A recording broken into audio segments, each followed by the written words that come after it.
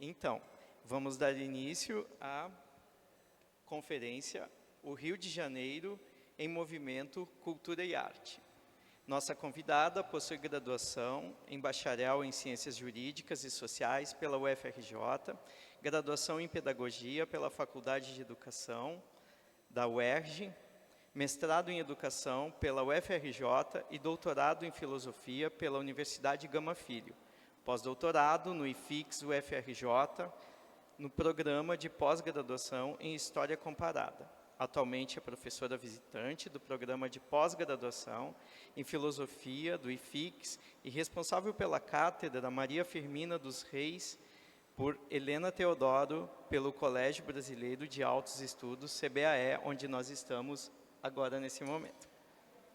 Presidente do Conselho do Fundo Elas e coordenadora da Liga Universitária de Pesquisadores e Artistas do Carnaval. Tem como forte atuação no Carnaval do Rio de Janeiro, seja como jurada do Estandarte de Ouro do jornal O Globo durante 27 anos e forte envolvimento na parte cultural da Escola de Samba Acadêmicos do Salgueiro, onde no Carnaval de 2021 assinou o enredo Resistência. É coautora de diversos livros, atua em diversas áreas do conhecimento. Nossa convidada, que abriu portas e quebrou barreiras, a professora doutora Helena Teodoro. Obrigada, boa tarde para vocês. Estão me ouvindo bem aí? Sim.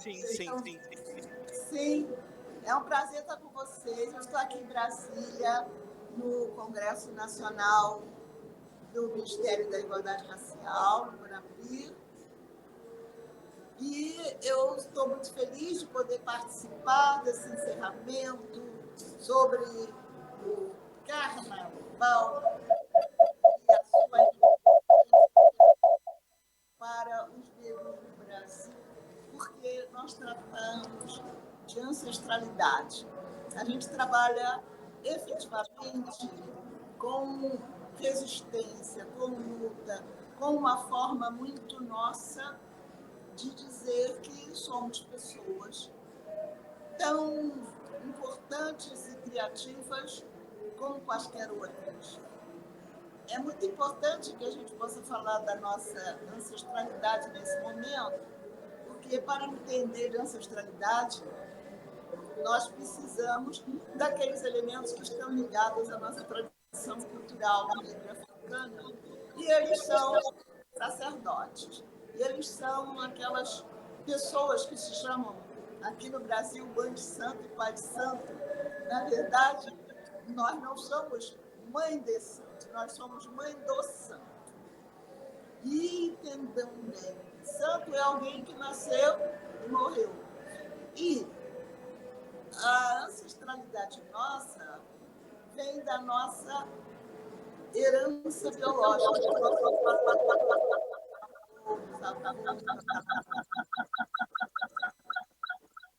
Estão ouvindo? Um pouquinho, professora. Tá. Então, eu pensei dizer como o carnaval surge. Vejam bem, a comunidade negra não inventou o carnaval, mas o Rio de Janeiro inventou as escolas de samba. E essas escolas de samba se difundiram para o Brasil inteiro e para o mundo inteiro. As tradições do povo negro no Brasil, que recebeu mais de 5 países africanos diversos, e aí a gente tem que lembrar que nós estamos no centenário do Milton Santos, que nos colocou pela primeira vez no mundo, como geógrafo, o sentido de que o território indica atração cultural. Isso é tão interessante que quando eu fui à África pela primeira vez, em Dakar, no Senegal, eu fui num acordo Brasil-Senegal e perguntaram qual era a minha tribo. Aí eu digo, no Brasil não tem tribo? Eles disseram, mas todo mundo tem tribo. Qual é o lugar em que a senhora nasceu? O que caracteriza esse lugar? Isso que é tribo. tribo? Aí eu parei para pensar e digo, então, tenho tribo sim. Eu sou carioca, tijucana, salgueirense. Gente, é uma realidade que todos nós temos.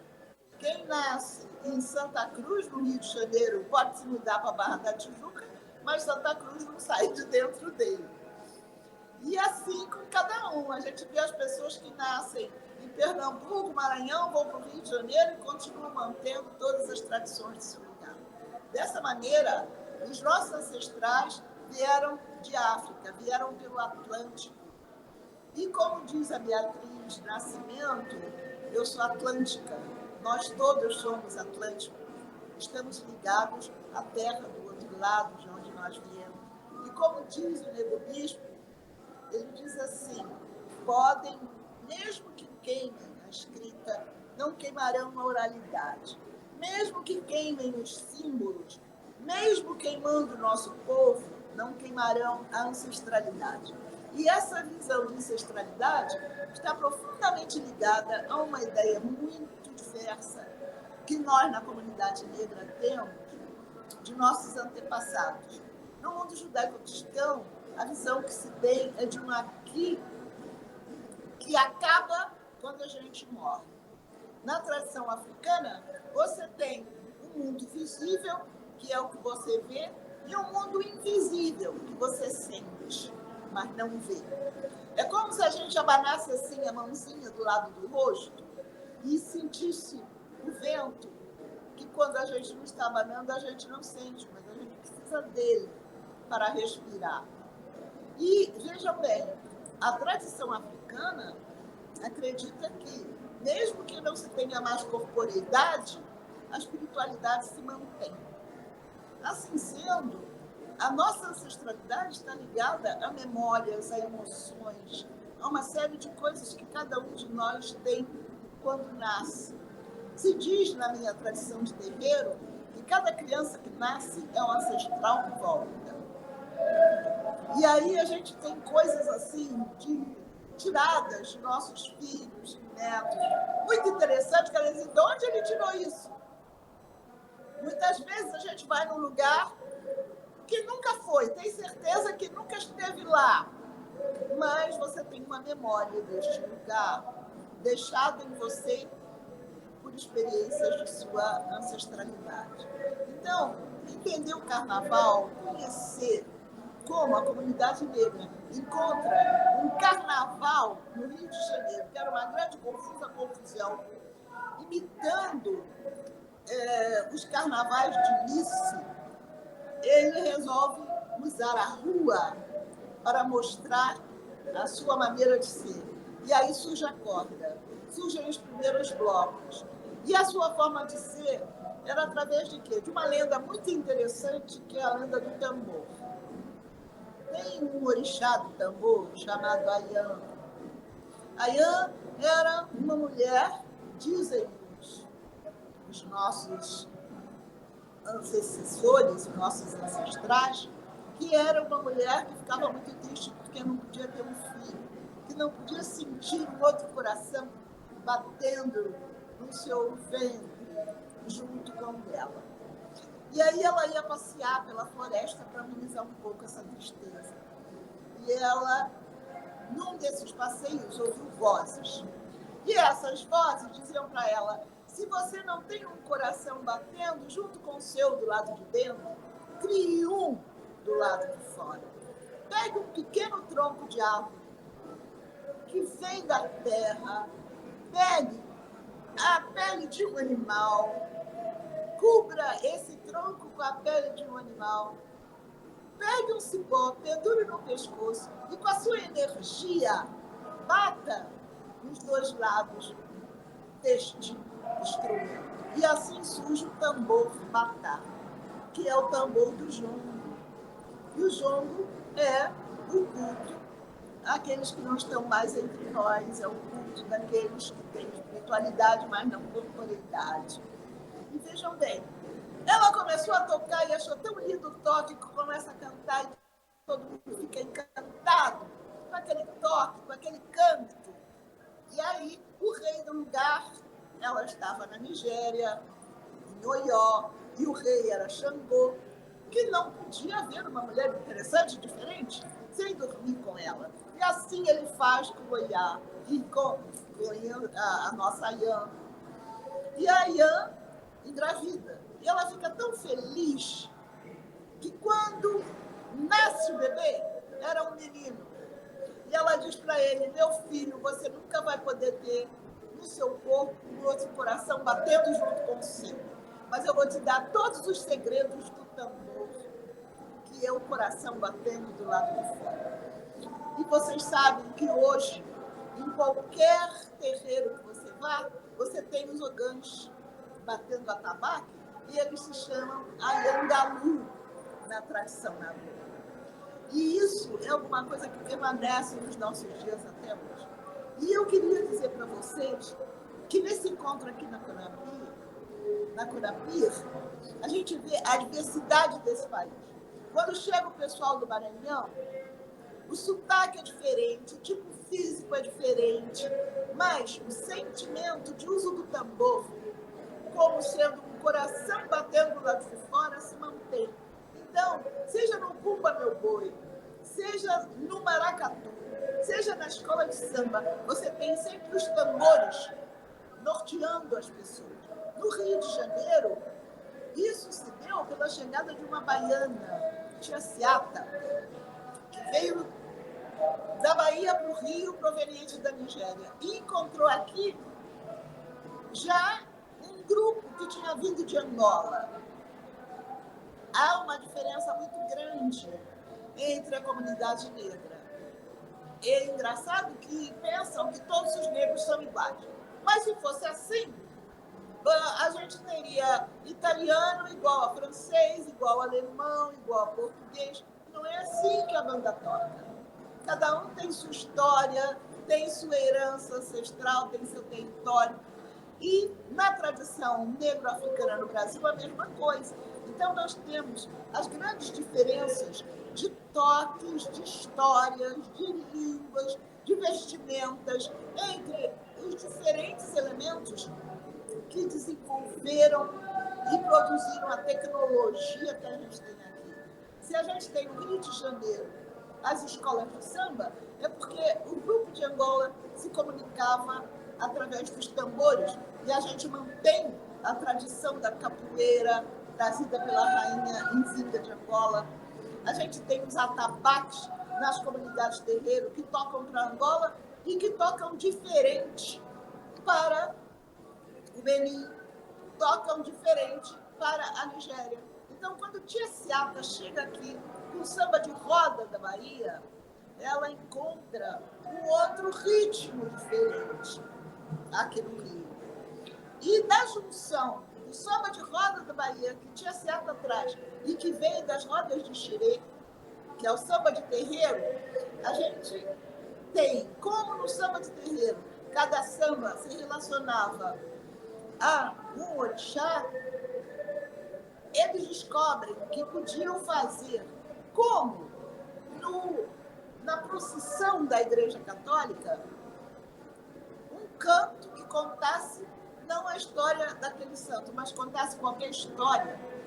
Mas eles tinham que dar um jeito, porque na tradição africana todos são importantes. Diversidade deve ser vista como um direito de cada uma das pessoas. Em círculo, todos se veem na mesma distância. E aí, como fazer o samba de andar? E aí encontraram um toque de tambor que permitia andar, dar uma parada, e vai ser Bide que vai conseguir isso. E vejam, a gente tem nos diferentes territórios diferentes formas de mostrar a sua história e mostrar as suas realidades. Então, se eu estou na Portela, por exemplo, a Portela é numa encruzilhada. O dono da encruzilhada é Exu. E quem também está ligado à encruzilhada é Ogum. O toque de Ogum guerreiro é que caracteriza, e o toque rápido de Exu é que caracteriza a bateria da Portela. A bateria vem do Império Serrano é o mesmo lugar, Madureira. Mas o pessoal que está no Império Serrano veio do prazer da serra, veio da floresta. E o toque deles é ligado à floresta, ao Oxóssi. Então você tem trinado de pássaros, você tem muito agogô, você tem muito repique. E existe uma característica em cada uma de uma escola diferente da outra. Eu sou salgueirense, tijucano. O salgueiro toca para Xangô. Tanto que a bateria do salgueiro é chamada da Furiosa. Porque Xangô representa o orixá do fogo, o trepitar do fogo, que é uma coisa rápida, violenta. E a bateria do salgueiro toca muito rápido. Então, há um toque diferente para cada escola de samba. As cores das escolas, o branco e vermelho do salgueiro, é exatamente porque os grupos que existiam no salgueiro, existiam 3 escolas diversas, e essas escolas perdiam sempre. E aí o Calça Larga, que era um pai de samba, dizia, se todo mundo aqui é Xangô, por que nós não juntamos os 3 e criamos uma nova escola nas cores de Xangô? E assim surge o salgueiro. E o salgueiro sempre teve uma característica muito interessante, que era contar a história da comunidade negra. Se não fosse o salgueiro, quem ia saber de Chica da Silva? Quem ia conhecer Zumbi dos Palmares? Quem ia conhecer Chico Rei? Então, o samba enredo é uma maneira de uma comunidade, através do seu coração, que é a bateria, conduz as diferentes aulas, que são as famílias locais, tendo uma ala muito especial, que é a ala das baianas, que foi homenagem de Paulo da Portela, que criou a primeira forma da escola de samba nos moldes de hoje. Porque se Ismael cria a Deixa Falar, que hoje é Estácio, vai ser o Paulo da Portela que vai dar a forma de desfile a como nós temos as escolas de samba hoje. Ele coloca, pela primeira vez, uma alegoria saindo com a Portela, e é um grande quadro de escrever que pede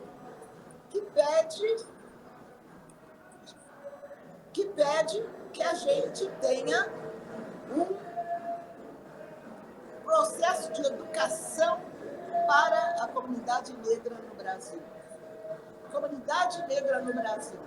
Então, veja bem, as escolas de samba, elas têm todo um processo de aglutinar a comunidade, de dar uma visão de mundo. Elas são altamente filosóficas. O processo que as escolas de samba fazem é respeito às diferenças, às diferentes alas, que inclusive louvam os orixás. A visão da bateria tem sempre uma mulher à frente, porque a mulher representa ventre sagrado. Todo mundo nasce de uma mulher. Os homens são muito importantes, mas nós precisamos sempre de uma mulher para ter gente nova no pedaço. E isso me preocupa muito com o andamento da visão do mundo moderno, que pensa apenas no capitalismo, na produtividade, sem se lembrar das pessoas. As pessoas precisam de afeto, precisam de encontro, e precisam entender, como a gente no terreiro, que o outro que é diferente. Se eu sou de Inhaçã, a pessoa que é de Xangô me enriquece.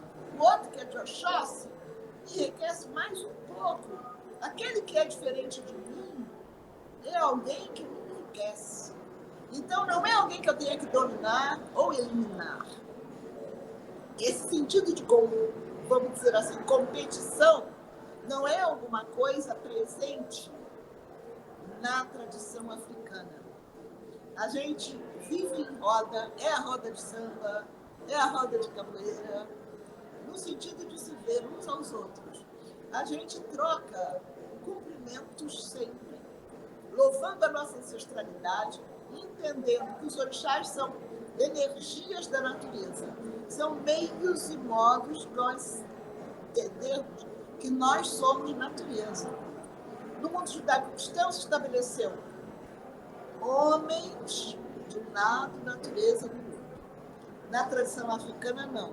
Você não entra no terreno sem ter um espaço mato, sem ter uma relação de que nós somos natureza. O ar que a gente respira, a água que compõe o nosso sangue, a terra que forma os nossos corpos, e o calor que vem dos batimentos do coração e nos dá 36 graus e meio de temperatura. Então, manter as árvores, manter o ar puro, porque a gente respira o ar. A gente precisa dos rios, a gente precisa dos mares, a gente precisa de entender, como diz o Nego Bispo, que cada um de nós é como se fosse um riacho que corre para formar um oceano. Então, cada um chega num ponto de colaborar com o outro para criar algo muito maior. Cada rio não deixa de ser um rio, mas ele corre para o oceano. Então, entendendo como o carnaval é importante, a gente tem que ver que não foi apenas Tia Ciata com o seu candomblé e que vai estabelecer alguma coisa para a vida e para as escolas de samba. A gente tem o pessoal de Angola que veio e que tem o Tancredo da Silva Pinto, que era um músico e que cria a Liga dos Umbandistas do Brasil e que, com a força da sua musicalidade, ele cria Chegou o general da banda, chegou o general da banda, um grande sucesso do Blackout e várias outras músicas. O Tata Tancredo ajudou a criar várias escolas de samba. E, inclusive, o ritmo de Angola, samba, vai se misturar com o ritmo do samba de roda de Salvador. E são esses dois elementos que criam o samba da escola de samba. O sentido de comunidade, o sentido de troca, de enriquecimento, faz com que até hoje as escolas de samba tenham embaixadas, que é sempre visita de uma escola a outra escola. A representação simbólica dos elementos da escola de samba. A bateria é o coração. As alas formam a comunidade. Se a bateria se atrapalhar, a escola atravessa, como se diz. Não consegue cantar o samba direito. Ao mesmo tempo, a escola de samba é o espaço de mostrar todas as nossas habilidades. As escolas estão ligadas à comida preta, à feijoada, à rabada. E as diferentes escolas têm diferentes tradições de acordo com os diferentes orixás que cuidam dela. No Salgueiro, quando você chega, você encontra um macarrão com carne assada delicioso. Se você for na Portela, você vai encontrar mocotó. Se você for no Império Serrano, você já vai encontrar tripa lombeira. Existe toda uma relação, porque santo come. E conforme a relação das escolas com os orixás que protejam, não tem uma escola de samba que não tenha assentamento para Exu. Exu, na nossa tradição, representa encruzilhada, caminhos, movimento. Exu é movimento. E todos nós temos o nosso Exuvará, temos movimento. E quando a gente entra em contato com o movimento do outro, a gente se enriquece. Então, pensar, inclusive, como esse movimento é importante, o que o Tancredo da Silva Pinto faz com o mundo inteiro é fazer com que todo mundo se vista de branco, de 31, para o primeiro produto. E que começa um novo ciclo de volta em torno do Sol por todos os planetas do sistema solar. Forma um ano. A gente passa por primavera, verão, outono e inverno. Então, aí começa de novo, primavera, verão, outono, inverno. A cada ano você tem os diferentes meses que vão ser a aproximação ou o afastamento maior ou menor do Sol. Vejam bem, é muito interessante que a gente possa entender que estar na rua é algo muito importante para a comunidade negra, porque mostra a sua ligação com o espaço. Ele sabe que nós precisamos do ar, precisamos do sol, precisamos da chuva, precisamos da terra para podermos sobreviver. E eu fico muito preocupada porque eu vejo que o futuro do mundo é a ancestralidade. Nós temos que olhar. A tradição cultural negra-africana tem 10.600 anos. Os conhecimentos que a gente tem na comunidade guerreiro, de ervas, de uma série de coisas que tratam as nossas necessidades, não são produtos farmacêuticos industrializados. São, na maior parte das vezes, flores, frutos. Inclusive, a gente tem uma noção de que cozinhar é dar vida ao que está morto. Você pega o que vem da terra, quando você tira da terra, vira natureza morta. E aí, como é que você faz para que saia o cheiro ruim de coisa morta? Você cozinha, a não ser aquilo que é dado como finalização. E vejam bem, cada flor, cada fruto deixa sementes para que novos possam nascer. E vejam, é muito importante que a gente entenda que o aberto e fechado, do sistema binário, dos computadores que nós usamos, dos telefones celulares que nós usamos, começaram todos lá atrás, no Egito, na Etiópia, e que todo conhecimento do mundo moderno não veio da Grécia nem de Roma.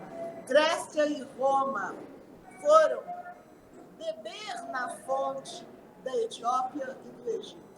E eu lamento muito que nós não tenhamos uma oportunidade maior, e eu louvo, nesses 205 anos da UFRJ, a gente ter uma cadeira na filosofia, falando de filosofias ancestrais, filosofias do Pindorama, que era o nome do Brasil, que já existia quando os portugueses aqui chegaram, eles encontraram milhares de indígenas ou de povos originários, como nós dizemos hoje, nesta terra, e que tinham um grupo enorme de aldeias, de vida.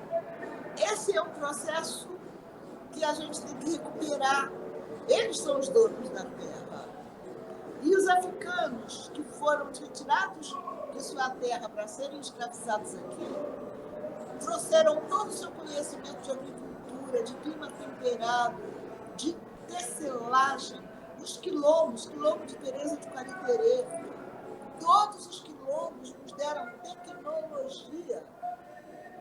Se nós temos rendas, é graças a Teresa do Quariterê e o seu quilombo que fazia roupas.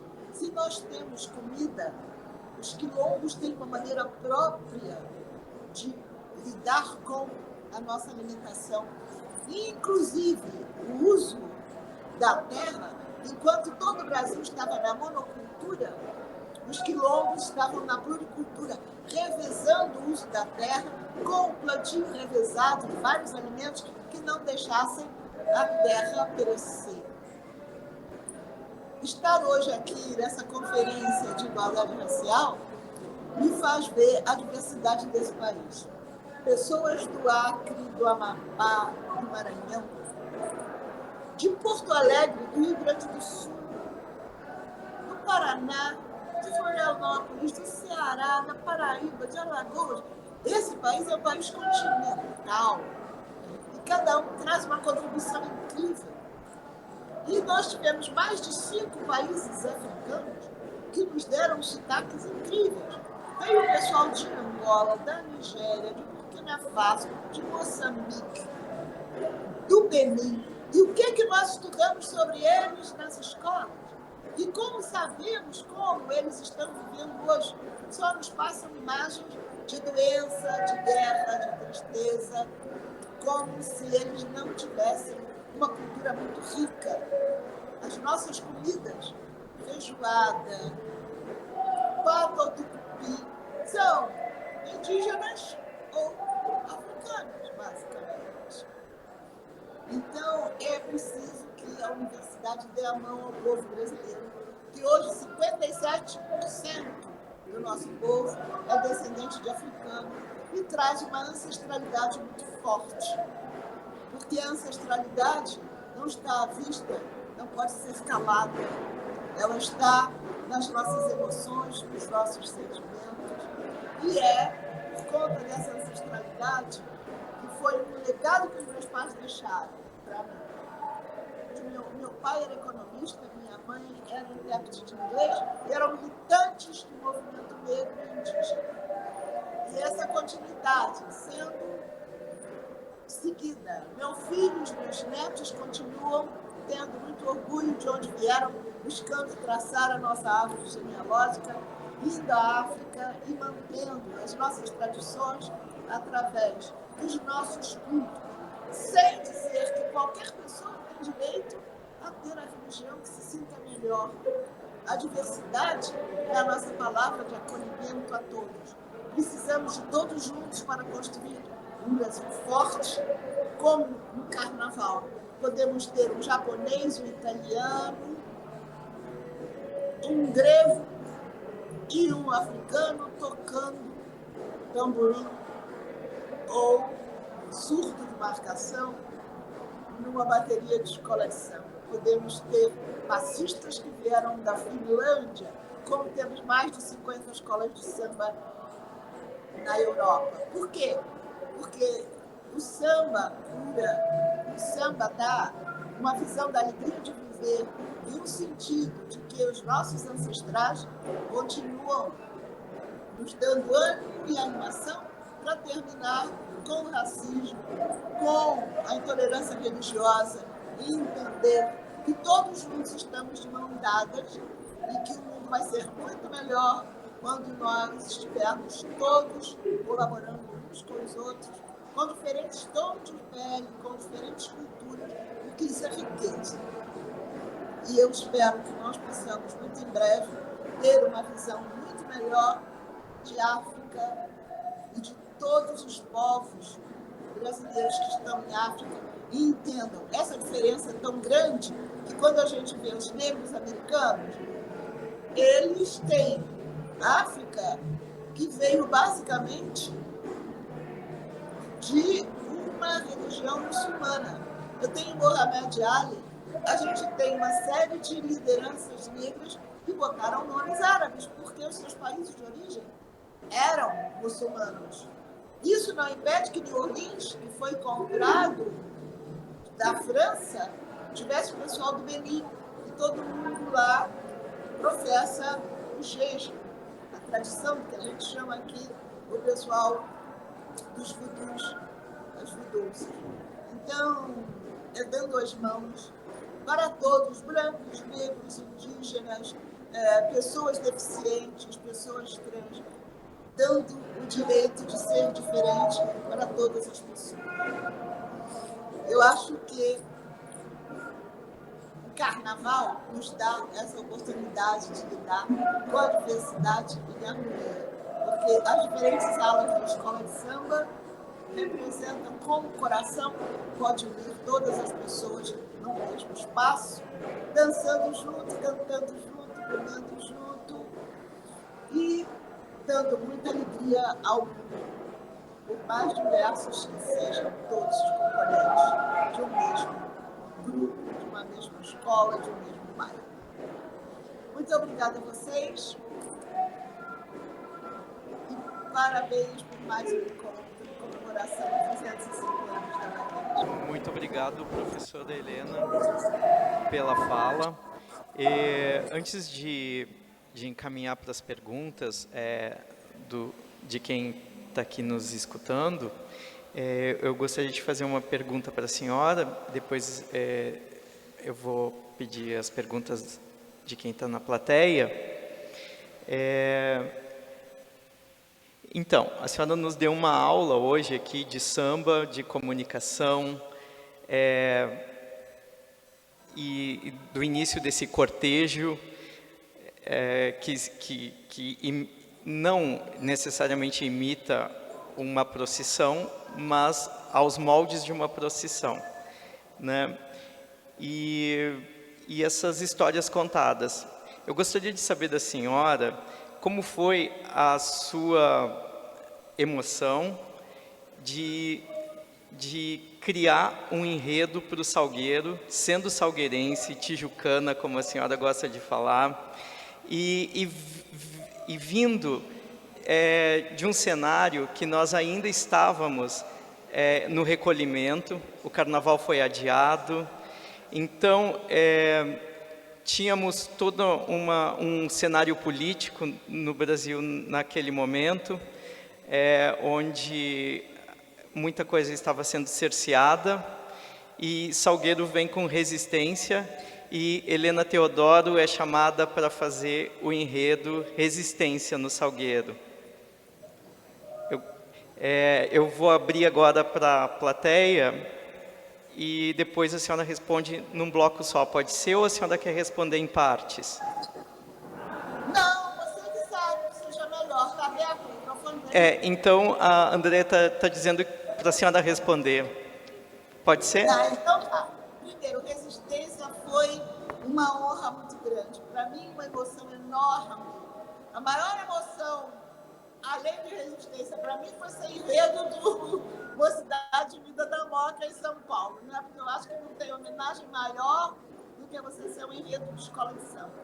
Mas o enredo Resistência, para mim foi uma oportunidade muito grande de falar dos quilombos, e não apenas com aquela visão do quilombo como sendo encontros de 2 ou 3, ou 20 no máximo, negros fugitivos, mas de ser um espaço que era a preservação da tradição africana no Brasil, e de trazer a sua ancestralidade para o uso da terra, para o uso da forma, inclusive, era um negócio muito complexo e muito bem agendado, que te dava uma espécie de parlamentarismo, que eram os mocambos, cada um tinha uma função, e depois cada um podia falar e dar opinião sobre todos os aspectos de atuação deles, e a verba era dada, tinha uma reserva técnica, e era dividido para eles, era um processo assim, de vida em conjunta e redistribuição dos lucros.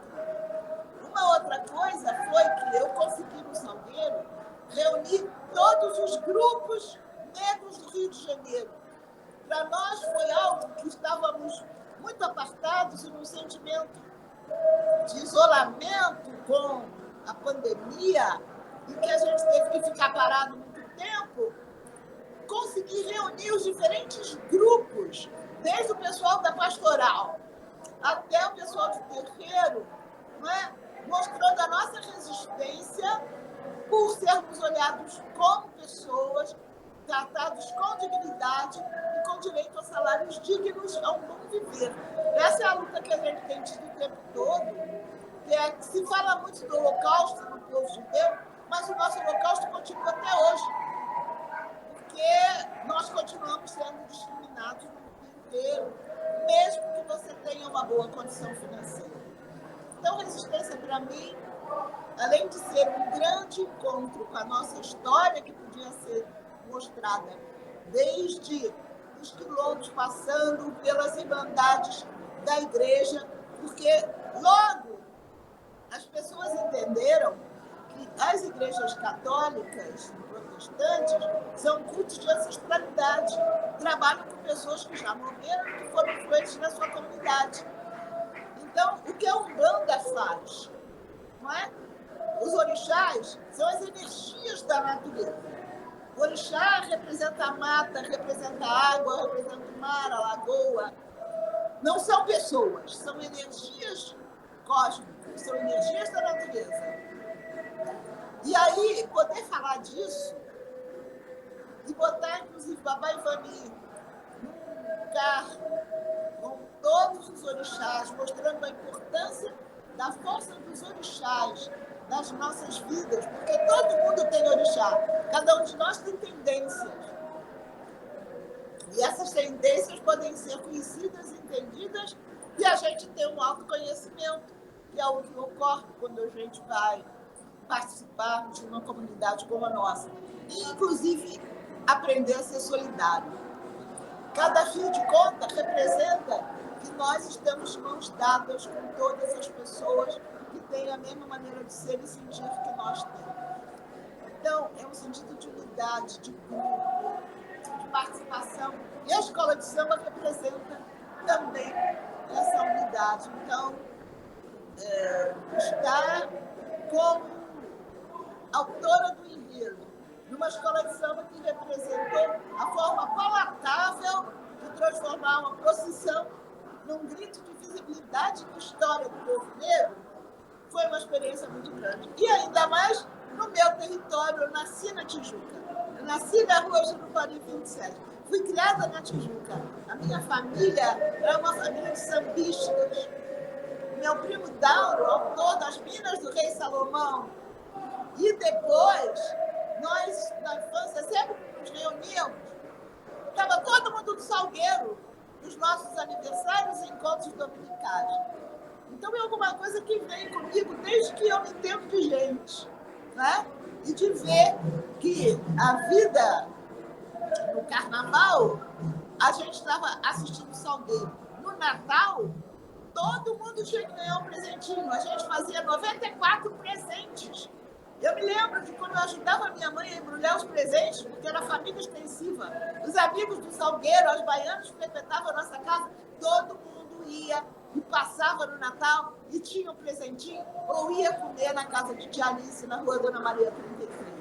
Então, para mim, foi uma emoção enorme estar com algumas das minhas primas na aula das baianas do Salgueiro e saber que eu estava no meu território propugnando uma possibilidade de união da comunidade negra que estava muito separada e dividida por conta da pandemia.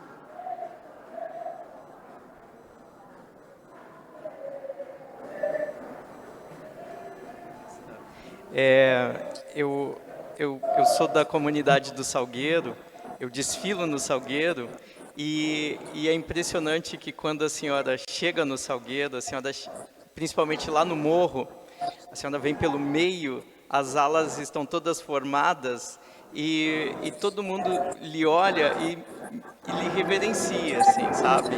Eu acho genial. E eu conheci a sua figura primeiro lá no Salgueiro. Eu não sabia que a senhora era professora na UFRJ, depois eu fui saber que a senhora era professora ali no Resistência. Enfim, é isso. Muito obrigado pela resposta. Eu vou passar aqui para a Andréia, que quer fazer uma pergunta, tá bom? Vocês não reparem em barulho, porque tem um jogo, o pessoal tocando lá fora.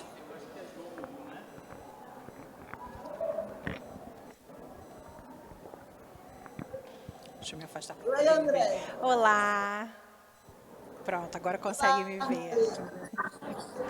Então, ontem, né, primeiro, mais uma vez agradecer por ter aceitado, né, o convite. É uma honra participar desse encerramento do nosso seminário. E ontem você foi citado algumas vezes, obviamente, na mesa sobre carnaval, e especialmente com Gabriel Henrique, que foi, né, um dos criadores ali da Lupa. E eu queria falar um pouquinho dessa perspectiva, né? Porque ontem se tensionou muito essa questão, como na academia, muitas vezes, ainda tem um olhar, né, de desconsideração da arte do carnaval como, né, uma proposta importante, não só da formadora do povo carioca, né, da tradição carioca, não, de produzir cultura de uma maneira geral, mas também para a economia da cidade, porque isso foi tensionado ontem, né, esse olhar também gerador, né, de uma perspectiva de pensar, né, a cultura do carnaval como uma memória da cidade. E aí, nesse sentido, né, seu nome ontem perpassou por diversos membros da mesa, e especialmente pelo Gabriel Henrique. E aí, né, a minha questão vai em torno disso.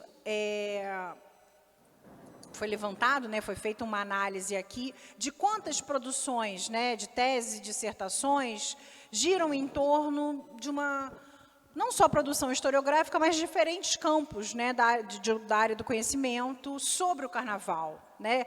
Não olhar esse carnaval como algo, né, só da efemeridade ou como anedótico, né, mas como algo importante da tradição, da cultura carioca, não desse aspecto como se fosse menor para ser analisado dentro da academia. A gente vem furando, né, uma série de estereótipos ao longo do tempo. E a pergunta é nesse sentido: como é que você percebe,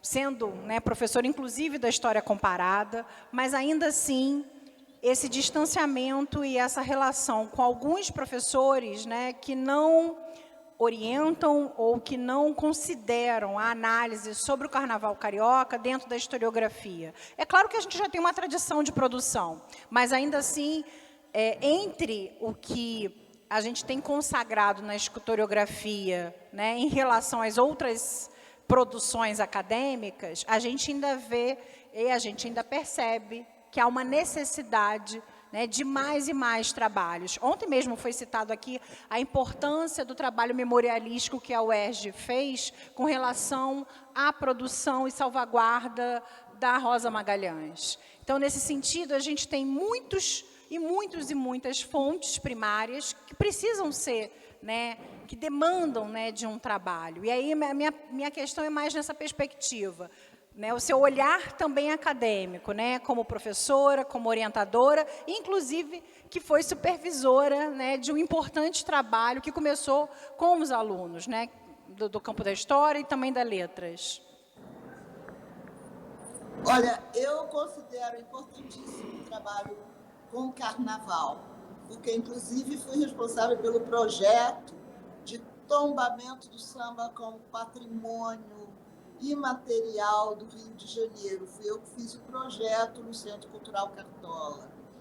E, inclusive, nessa época, eu estava dando aula no Instituto do Carnaval e era coordenadora lá. E foram os meus alunos do Instituto do Carnaval que ajudaram nessa pesquisa em 6 escolas de samba do Rio de Janeiro.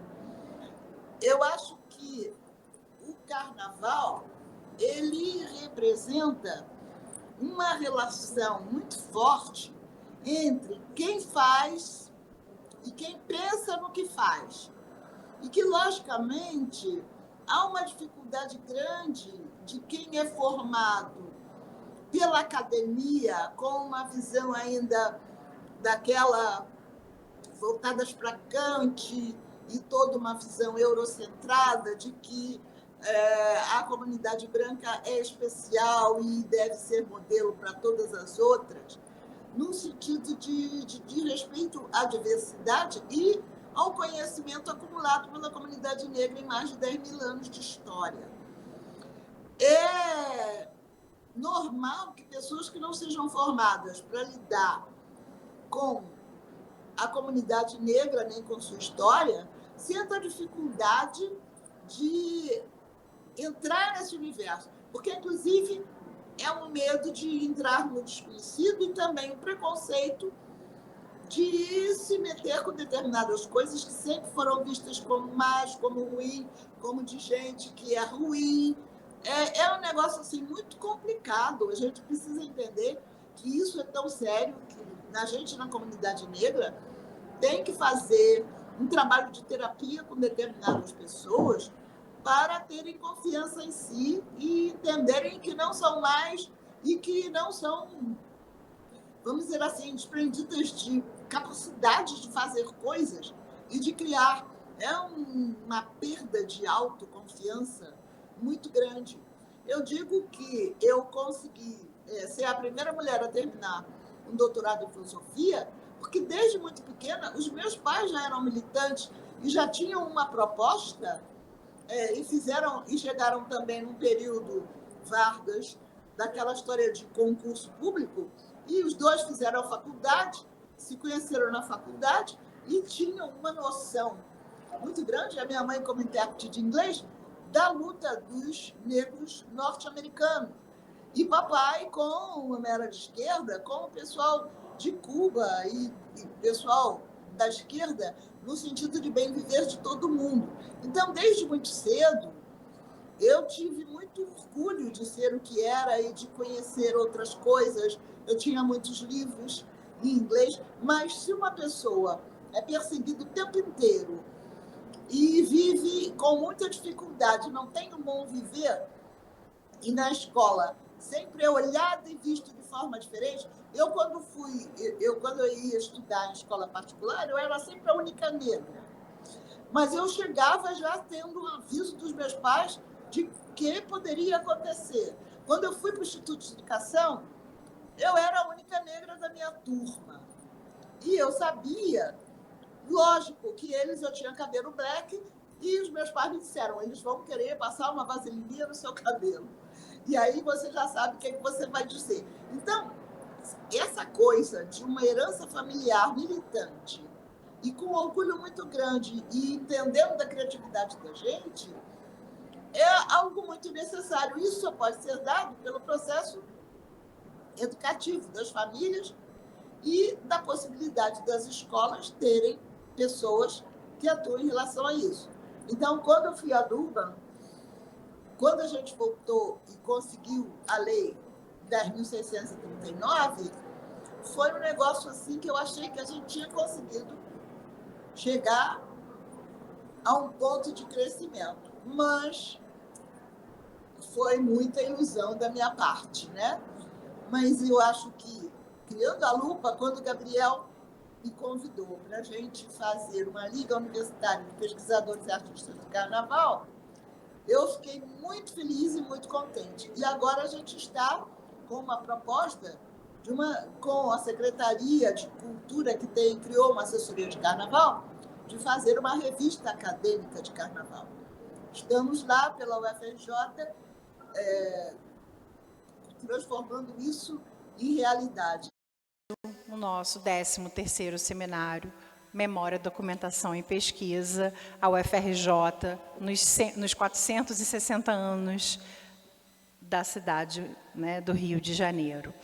Paula gostaria de fazer o encerramento, falar algumas palavras, ou já está, né, naquele momento assim de todo mundo cansado, né, quero ir embora. Enfim, e aqui deixo registrado o encerramento de mais um ano, né, de um trabalho coletivo, e eu gostaria agora de agradecer oficialmente, deixando registrado, primeiro, né, diretamente, aqueles meus parceiros, Alga e Juliano, que ali são incansáveis ao meu lado, a toda a equipe do CIBID, especialmente, né, Gesiel, que foi incansável na correria de buscar aí, ali, né, as demandas, as meninas que prontamente ali acolheram a minha sugestão e fizeram, né, André, eu vou pensar em algo, pode deixar, e eu vou fazer. Eu falei, não, quero que vocês participem também, eu não quero só gente de fora, quero mostrar o que a gente produz para a nossa comunidade, mas também esse olhar, né, que a gente, o tempo todo, como um espaço que está presente em toda a universidade e se mantém nesse elo, não diria nem tripé, mas no elo, né, que o CIB é pesquisa, o CIB é ensino, o CIB é extensão. E isso é muito importante para deixar registrado. A Paula, nossa coordenadora, que é incansável, né, e está ali, né, sempre olhando, né, na vanguarda de pensar, não, ela ao mesmo tempo valoriza, né, o quanto a equipe é não só produtiva e com vários caminhos ali na apresentação, mas essa autonomia que nós temos, ela só é possível justamente porque você tem esse olhar de vanguarda, né, de deixar a gente caminhar com as próprias pernas. Enfim, e a todos vocês, né, que ficaram até aqui o final. E, claro, eu não poderia deixar de agradecer a todos os meus bolsistas que, incansavelmente, estavam ali, foram, né, a retaguarda de todo esse evento. A Flávio e a Alexandre, que fizeram toda essa produção. E a equipe do Fórum, que nos permitiu, né, ocupar esse espaço esses 2 dias. Muito obrigada.